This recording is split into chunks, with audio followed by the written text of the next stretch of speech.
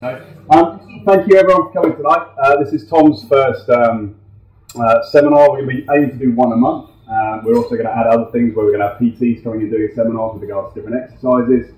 And also Midge on the bar is going to be standing up here and doing a little cook-off with regards to different things to cook and how to change things around. So there's going to be about 3 or 4 seminars every single month. Over to Tom, kicking off with the first one. What is a healthy diet? Okay. First of all, if you can't hear me at the back, raise your hands and I will try and shout louder. So, for those of you that know me, I'm Tom. I'm a personal trainer here and a nutritionist of sorts. I've been here for quite a few years and I do lots of different bits and pieces.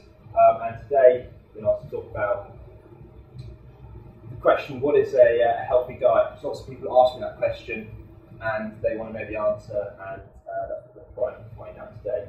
So, a general disclaimer to start off with first of all. So, obviously, I'm going to give you advice today. Don't go and do anything crazy and stupid and kill yourselves, because we don't want that.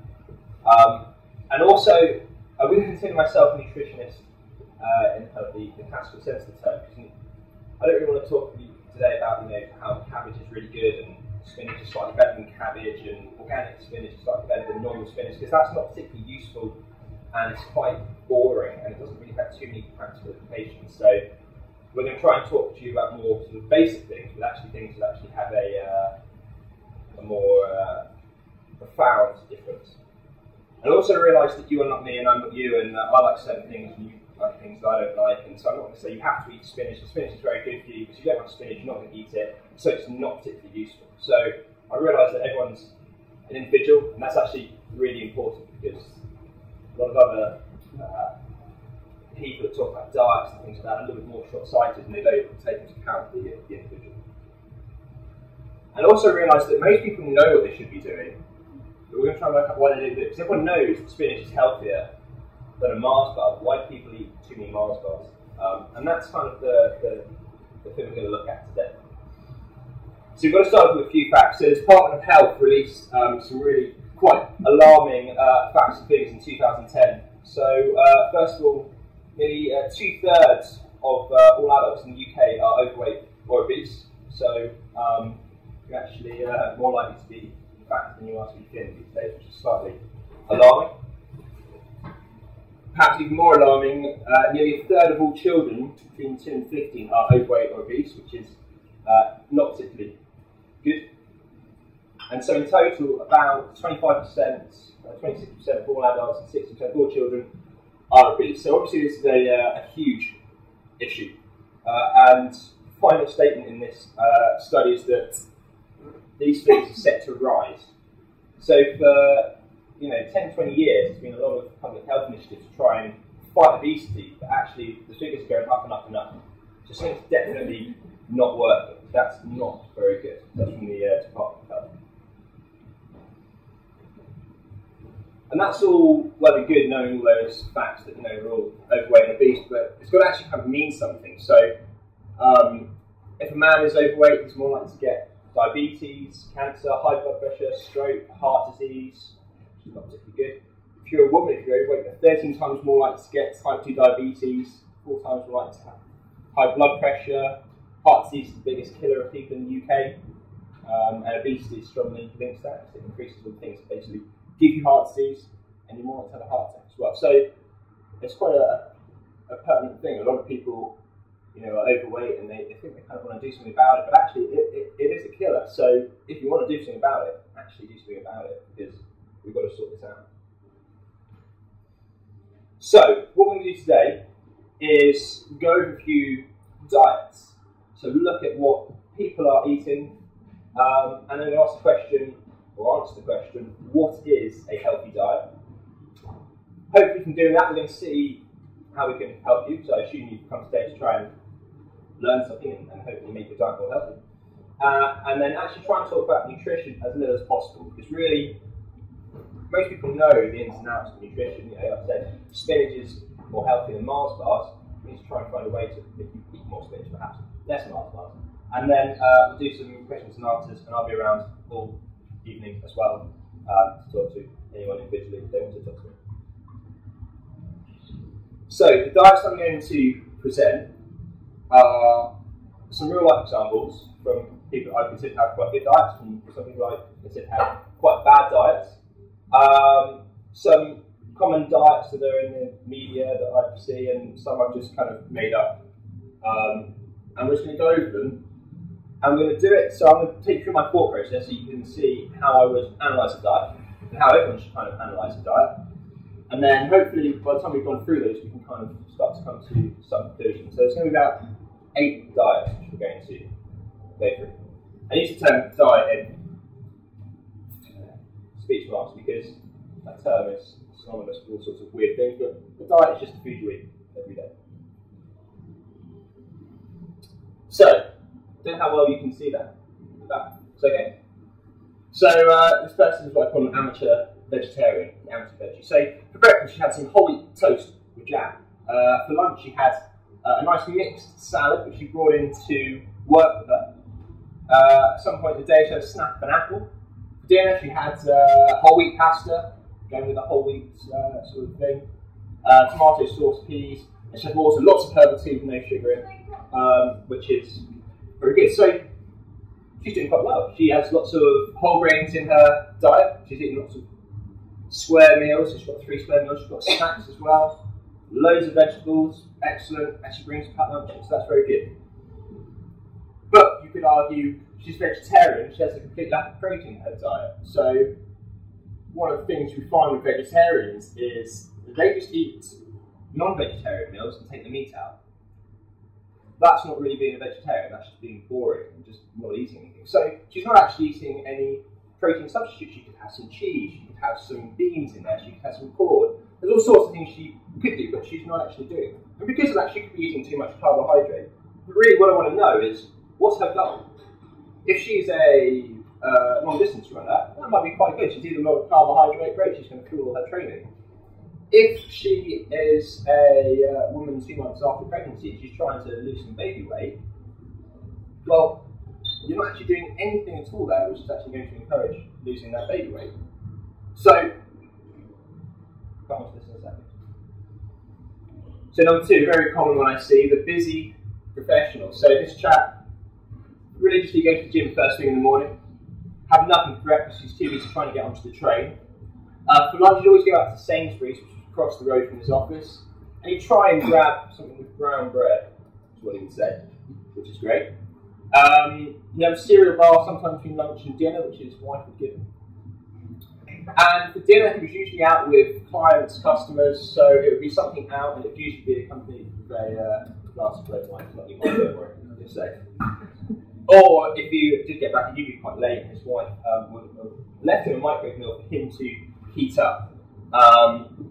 And he had a very sedentary job as well. So, well, he did try to have granary bread all the time, so I suppose that is a strength. That's quite healthy because whole grains are very good for you, and they've got lots of fibre in, and they help protect against all sorts of bits and bobs. And he doesn't eat that much junk.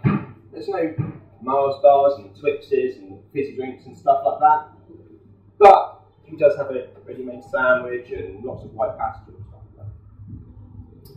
One of the key things about this chap is that at no point in the day has he actually made any food for himself at all. Sainsbury's made his lunch, his wife packed his snack, Zzz's made his dinner, or his wife / Sainsbury's made a microwave meal. So he has no idea what he's eating. There's no idea the amounts that he's eating. He doesn't know the quality, he doesn't know really what's in that food. But we've also then got to consider, this chap's a busy professional, can he sort of have food? Has he got time? Where can he eat? Can he just sack up all his clients in the evening time and say, actually, I can't go to a nice quiet meal, I've got to go and see my wife? It would be nice, but that might not mean I have a job at the end of the day. So these are things you've got to consider. And this morning gym routine as well. So he's trying his best to try and lose some weight because he feels he has to. But he's going to the gym early in the morning, not eating anything until about 12, 1 o'clock in the afternoon. So in that time, his body's not had any fuel. So I'm not sure how good that is for his system to be training and actually not eating anything afterwards.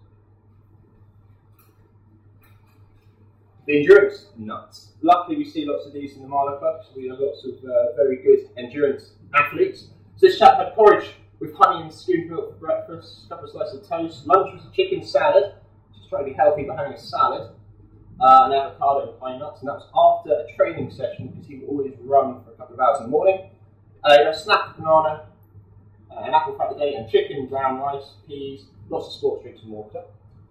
So great carbohydrate intake. He used to do Ironmans, then sort of triathlons and things like that. So he's a very fit guy. Did lots of running, lots of volume training in the week, and no junk.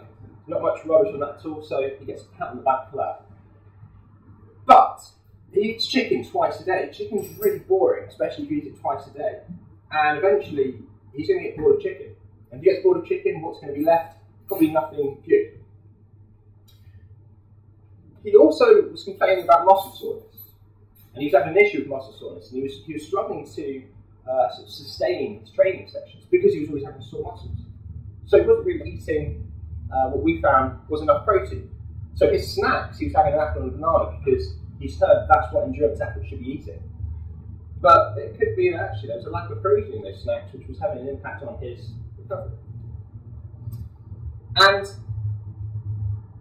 the meal timings as well. So after training would be a good time to have some carbohydrate. That's your energy food. That would be, that would make sense. But for some reason he thought, I'm going to have a salad for lunch because I've heard salads are healthy. Yet the ideal time when he could have had carbohydrates is the only time he doesn't have any carbohydrates that day. So his sports nutrition is actually slightly up because he's not having anything after work. He just didn't really consider that. But he just thought a chicken salad is pretty healthy. It's got avocado in it. It's healthy fats. It's got really good for you. But actually, he's missing the big picture. The protein guy, lots of these people as well. 3 on the back row over there, hopefully.